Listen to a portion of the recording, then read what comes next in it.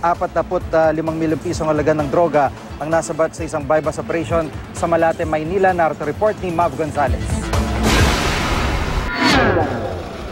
Tinangka pa raw tumakas ng suspect na si Norman Hongwang, kilalang VIP sa ilang sikat na kasino, nang arestuhin siya sa isang buy-bust operation sa Malate, Maynila alas 11 kagabi.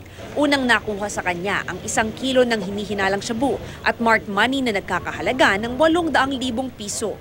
At nang buksan pa ang kotse niya, may nakitang isang maleta na naglalaman ng 8 kilo ng hinihinalang shabu.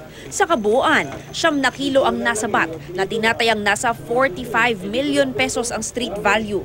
Pero ang suspect, itinangging kanya ang droga. Nagulat na lang daw siya nang harangin ng pulisya ang sasakyan niya.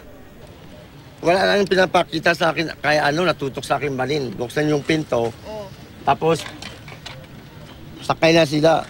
Nahaharap sa kasong paglabag sa Republic Act 9165 o Comprehensive Dangerous Drugs Act ang suspect. Sa rami ng nakuhang droga, inaalam ngayon ng pulisya kung may malaking sindikato na kinasasangkutan ang suspect. Sa dami ng nakuha sa kanya, siguro mayroon pang mas maraming siyang source. Medyo malaki siya. Mav Gonzalez, GMA News.